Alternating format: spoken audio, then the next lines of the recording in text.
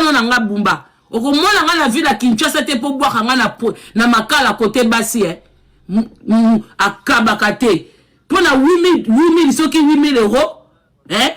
Yango na kolala pongi souste pona yo bumba. Pendant que Franck Djong okuta yaki 25 000, 50 000. Yo yeka na 10 000. Mais ma coup de fil de belé.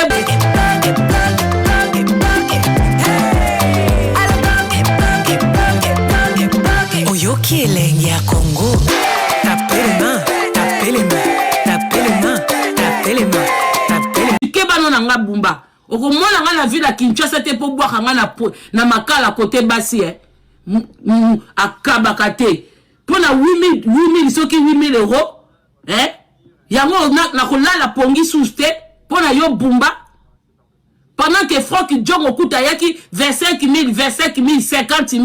Yo yeka na 10 000. Mais ma coup de fil de belé, pourquoi? Bumba, tu es malade dans ta tête? Nako toka awa, nako kumisa yo tata mo bimba bongo pona 10 000 $. Wali boma.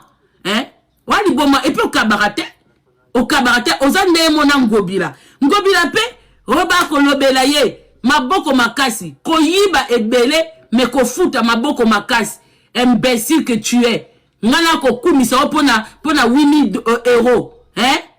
Pendant que yo fandeli coffre, o fandeli mbongo, ozo aider même pas ma population ya ba kinois. Ndoki. Tout soka muta bengi susuma na fongoli live comme ça monde entier bayoka zoba oyoyo ozo tinda. Meka lisusu, j'espère na ebi ke boana fenêtre wana. Bozolanda. Turo o ko benga kaka na zuba numéro na bino na publier yango. Vous comprenez? Pour au monde n'onga pe na Kinshasa te. Au monde n'onga pe na Congo lelo te. Faut bien nous se mokufa. Turo o ko meka. Ça sera une première fois. Nanga. Tieba numéro na yo. Na mutu na yo. Yo moko zoba. Même nga j'étais étonné. Oyebit. Zoba gouverneur. Na tiesa une vidéo. Pour naza confirmation. Naza confirmation que c'est lui. Un gouverneur qui se laisse appeler en vidéo. Zoba que tu es. On a l'obagnoso. Assistant au ta vidéo à chat, mais yo pour la confirmation que c'était toi. Tala mutu munene na vidéo. Tina sous menace. Maman Martin Tachaiwa. Yanga mona fachi lobote. Bombata ba lo ba longwa lo bia longwa ti. Il a l'orgueil de coup. Cette information est tellement vraie que inbox na yela on a ba source na ya batu bataba na ba. Bomba s'en fout de tout le monde. T'as beau chaima qui est le roi. Aïe que mon toit à cause de la loi les hommes maman Martha pas maman Martha au loiti. Ils sont fous de Kinshasa. Pour information, au yebi que président ou tel kodinda Bumba za oseke. C'est qui? Ils sont fous à respecter arrêter. À respecter que des types de choses à l'oba zakuna te parce qu'il y a une place à Simbami. Alors maman Martha doit nous dire Kinshasa coupe parce que hier elle dit que Bumba za voilà. Kinshasa est pour la parce que maman Talinka Bumba Zalawana, nous on s'en fout de leur relation. Tu dans la relation, moi je connais pas. Et Tali Baron et Tali Bissoté. Capitale, il y a République démocratique du Congo comme il y a Sony. Capitale comme il y a Sony, nous c'est comme ma paix. Tu vas faire d'accord pour Bumba Zuli pour moi, mon nez, voilà. À Télémi, c'est les qui sont au cas, voilà. Allah, la Kaneka, Timba, les Bumba, l'eau soit Bumba. Il y en a marre. Maman Martina Fatibo, il doit être Kinshasa. Boyamba bapaya boba usuka ka kuna te bapaya balinga bakende nzele bakende wapi ba visiteur bazoya mais moi ba touriste ba côté ça parce que nzele comme pasi nyoso pasi inondation kutu n'en parlons même pas la vie des Congolais ils ont simbate toyeba ba érosion maman nga omoni lelo maintenant l'ennemi du président et ça encore bateau ba pembeni parce que toutes ces personnes là ce sont les gens au bazana katia UDPS baza parti au pouvoir baza censé bangonde ko soutenir président Mboka ko sala ke misale tambola bien exactement baza bata UDPS il ne répond pas président zana binemi partout y compris na maman na emoko propre ennemi numéro 1 maman na elle la plus mauvaise qui ne soutient pas son fils ayaka ba nommer Batu nommé Batu on a souka ma vie la musala bien te ça Merci Toka Batoussous. Vraiment, Maman Marthe, là, c'est exact cas urgent. Maman Marthe avec beaucoup de respect. Moi, je sais que Maman Nyosalinga a réussi à moi, Nanaï. Réussite à président Chilombo, exact comme ma présidenté. Exact comme marqué.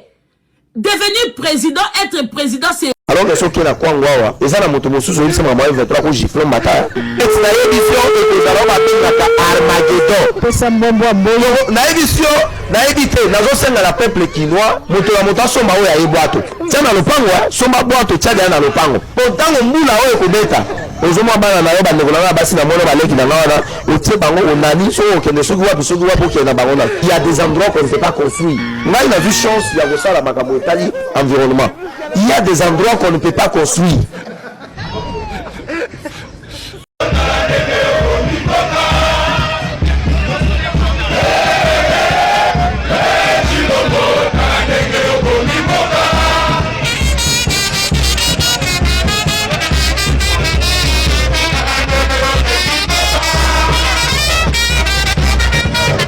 Mboka nini oyo? Comme il y a 2 enfants. Sunga biso.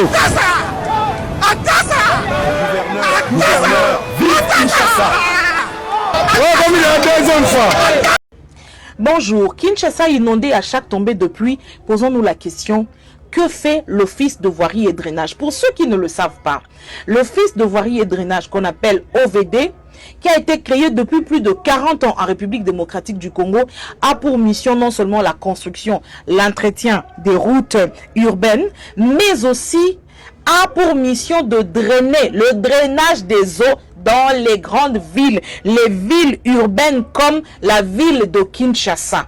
Mais est-ce que l'OVD fait ce travail alors que il reçoit le financement du FONER? Ça veut dire que drainer les eaux, ce n'est pas la compétence du gouvernement provincial ou du gouverneur de la ville de Kinshasa, parce que nous ici, on a personnalisé tellement ce débat qu'on ne regarde pas le vrai problème. Regardons le vrai problème. Tournons-nous du côté de l'OVD. Posons la question à l'OVD parce que c'est lui qui doit faire ce travail de drainer les eaux. Pourquoi il ne le fait pas? Ici, ce n'est pas question de voir le gouverneur de la ville. Parce que les vrais coupables sont connus. C'est l'OVD qui doit faire ce travail. Mais l'OVD ne le fait pas. Que fait l'OVD? Où est la limite de sa compétence? Que fait l'OVD? Quand? Comment? Et que fait-il de tous les fonds qu'il reçoit du FONER puisqu'il est financé pour faire ce travail-là de drainer les eaux dans la ville de Kinshasa et dans les grandes villes à travers la République? En tout cas, essayons un peu de dépassionner le débat ou de personnaliser le débat. Regardons les textes, ce que disent nos textes et que l'OVD nous répondent aujourd'hui. Moi, je lance juste un débat parce que j'y ai réfléchi. J'ai l'impression que on va juste sermonner quelqu'un alors que derrière, c'est toute une machine. On a beau donner la chance à M. Daniel Bumba, mais non, mais ça va pas. Excusez-moi, mais ces poubelles-là sont dans l'enceinte de l'hôtel de ville Kinshasa. Excusez-moi, s'il vous plaît. Regardez ces bureaux sales là, c'est l'hôtel de ville Kinshasa. Est-ce que vous pensez que ce gouverneur va vraiment faire quelque chose pour la ville? Vous comprenez pourquoi il y a inondation partout? Parce que chez lui est sale comme ça. Est-ce qu'il va trouver des solutions durables?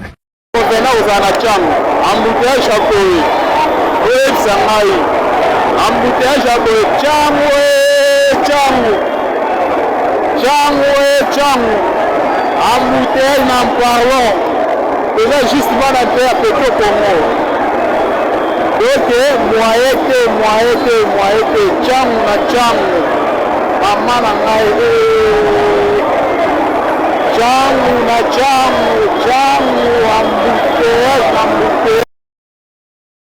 Bonjour, Bokonzi, Bobongisa. Mais Bopé sa solution, Bopé sa réponse dans déshydrater la population. Donc, quand place Moko, et Zaka va projet, nous allons voir. Nous avons pris des mesures. Comment va couturier, Tony, nous avons pris des mesures. Mais attends, couturier, joue la mesure. Sur la zone, comme ça, et là-bas.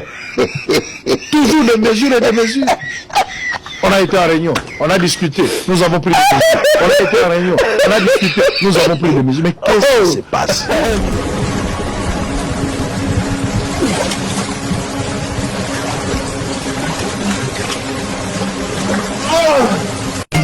Kinshasa,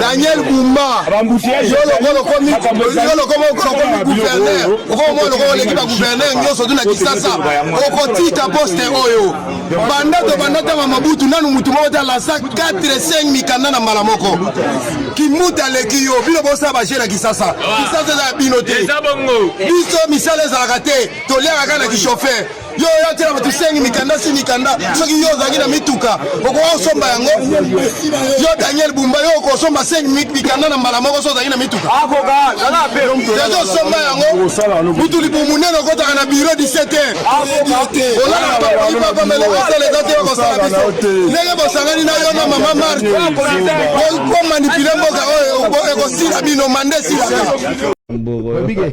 RDC Kamusinga Chancel Mbemba Simbi touche penza bake notala na VAR bo VAR kufi te bloquer libéla et bloquer libéla ti match sili donc mboko yo ba scandale moko akindoke comme komima to cha Sénégal bien touche pe VAR est bloqué vous imaginez to vandi boende kono to que la peuple mao elanga ni biloko na otangela onaza ko lukangonga ko lobelango mwana kuchino abengisi bato pona opportunité ya misala ba petit ba yena ba CV ba zongi na ba pangusela ngo bilongi na motoki eloko ko pesa bango lokola bénéfice malamu mingi capote bozwa ekoti na bokebi bokono na nzela ya bondumba akaboleli bango ekoti wana ya capote donc capote na lingala comme on kasi mwana te weba ekoti na bokebi bokono na nzela ya bondumba capote akaboleli bango apesi bango nasima ya kopesa bango sikoyo Boumba atala la bi maintenant kindumbe sale mingi na butu ils vont manquer les moyens de transport, les moyens locomotifs. Aya ko kabela bango transport à butu. Ya transport so banda 22h tinuni. Capote na poche, garantie otambola na. L'État a donné une opportunité. Ba petit nyonso ba ola la suna ndako te ba para ba ko saisir ngai, même ça moi na couture que nous récupérer biloko nai. Cela veut dire que tozana mboka moko tozo coexister na problème sérieux mais on est ignorant, aucune volonté. Tovani na biso ka bo très calme, nanga avance, nanga na ba discours na ye. Philosophe Kamizelo. Non. So ba mama bano to bote belé to komi na problème sérieux na mboko ya Kinshasa bino moko botala. Omoni ekomi soki ozoluka ndako batunu zana combien? Ozana bana combien so lubika na zana bana 5 bakolo ndako baboyo ze ekoro so za moluba bakolo ndako baboyi kandenge bomoni boye $25. Lokola makoki ezate mibali pe misale ezate ba fond pe ya malonga pe ezate eza nécessaire ka isika ya kolalela tozika tofandi kotoluka pe moya kotangisa bana eloko eza nécessaire ndi bana batanga kolieza la malamu tolala pongi ya kimia sans problème nyonso mutu ayebaka eza nzambe ndi mutu ayebaka po Kinshasa ekomi na problème na bandako pa 60 80 tulukaka isika kolalela kotiela mutu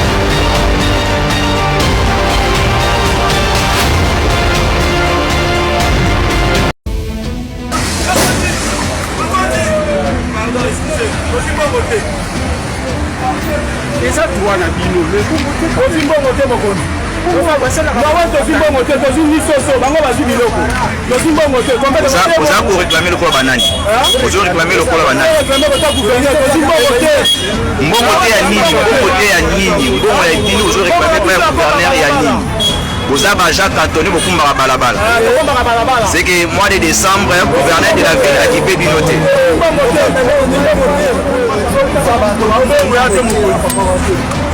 c'est bon. Vous réclamez mbongo mbongo na ki. Vous allez combien de mois sans paiement? 4 mois. 4 mois. Vous venez là, vous êtes très bien que qui n'est pas bon. Mais après ça, tu viens de couper qui n'est pas bon. Avant bon, qui c'est ça que bon. Vous allez soutenir malgré que qui n'est pas bon. Et puis, on sort qu'on va foutre à batoter. Papa. Au juste. Kofuni tozana point ya makele funi. Omoni na komisiko na koma funi. Kala banda kofuni funi ndenge ekomi. mai funi edebode na funifuni bandako funi oza komona na funifuni baye nyonso bakimi na funi po tala mai funi ndenge esali mai funi ebebi mpe ebebisi biloko funi na bandako funi tala bato nde batiki bakiti funi batiki bakiti funi basundoli bandako funi mpona degre ya mai funi otali kutu koto mama funi azobimisa biloko mfuni na ndako mfuni mai mfuni ya ebele mfuni ebandeko na ngai leta mfuni oza wapi mfuni yakosala tu na mfuni awa omona mama mfuni ndenge baleli na mfuni biloko mfuni pena ebebi bango bandeko bomoni mai mfuni nde ekomi na mapango mfuni awa badepute mfuni kugumese ya sele mfuni makambo ya mfuni oyo tisiko mfuni ozoyaka te na mfuni bamama baleli na mfuni babanda kukumese ya koma bayebita kukumese mfuni te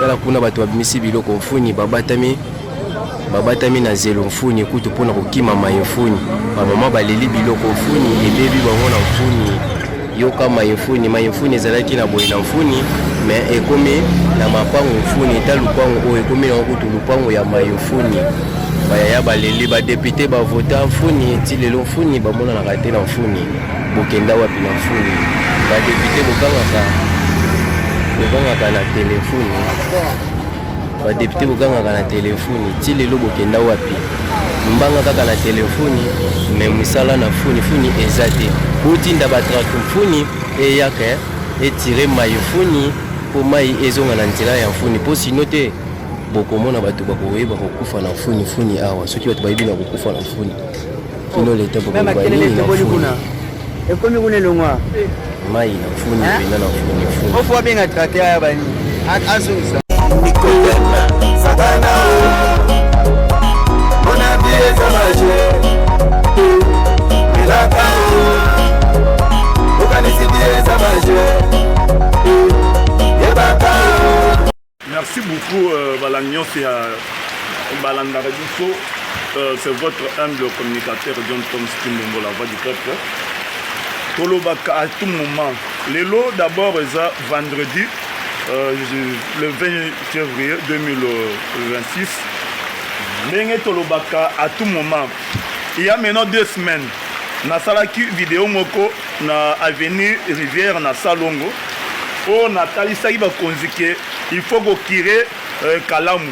Pour na kopesa ma indela pour ma écouter la batote.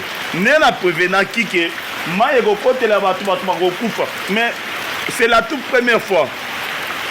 Awa na Salongo, lemba Salongo, ma écouter na kata lupango na la futela. Chose grave. Botala ndenge miro ekwei. Lelo to risque liwa. Donc, Tolina tozala vraiment héros ba tozobeta na solo mususu. Miro ekwei. To dindi. Moi porte yango ekangami. To baye ko forcer ya ko forcer pour ba binisa biso na kati ya ndako. Tozo rekete makasi.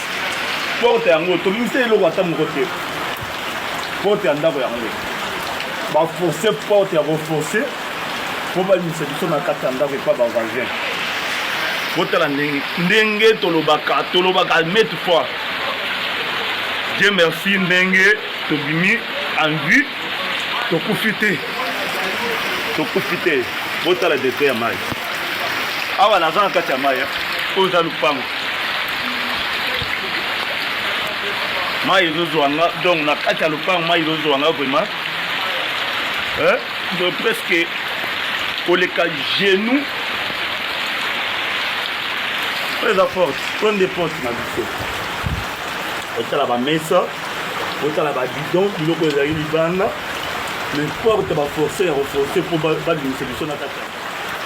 Donc mais c'est le gouverneur bosunga population boya kokire kalamu oyo ezalaka na nsima kuna po esala ete bato babika nayebi te biso tozalaka likolo ya ngomba toza na eta oyo so baoyo bazalaka nsima kuna na 3e avenue pembeni ya kalamu baza na eta nini. En tout cas bakonzi boya na intervention boya na intervention bosunga biso. Merci beaucoup. Maman Martin Tachai wana. Yanga mona afache loko te. Bumba tan ba lo ba longwa lo bia longwa te. Il a l'orgueil de coup. Cette information est tellement vraie que inbox na yela on a ba source na ya batu batabaya na ba.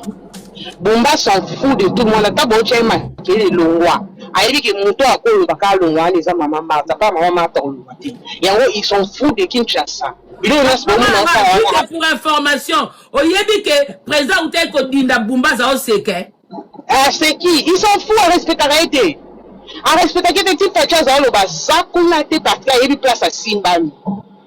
Alors maman Marthe doit nous dire Kinshasa coupe parce que hier Linga Bumba za wana. Kinshasa est pour la parce que maman Marthe Linga Bumba za wana. Nous on s'en fout de leur relation. Tu dans la relation moi je connais pas. Et tali baron et tali bisoté. Capitale il y a République démocratique du Congo comme il y a Sony. Capitale comme il y a Sony, nous c'est comme ma paix. Parce que tu vas prendre d'accord pour Pumba Zuli pour moi mon wana a télé miseli biso oka wana ala la kaneka timba kali muloka loso Pumba. Il y en a marre. Maman Martina Fati bo libérer Kinshasa.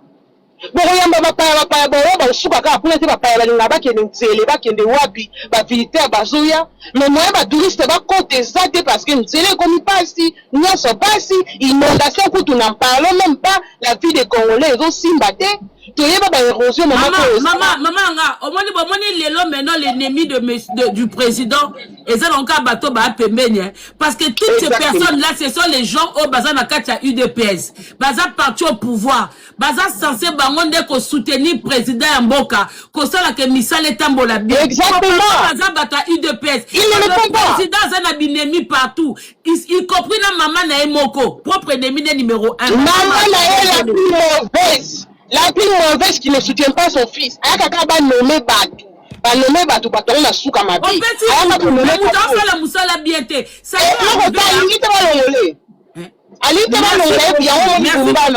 merci Toka Batoussous. Vraiment maman Marthe là c'est exact cas urgent. Maman Marthe avec beaucoup de respect. Moi je sais que maman nyoso linga réussite à moi nanae. Réussite à président Chilombo, ezaka koko ma présidenté, ezaka koko marqué. Devenir président, être président, c'est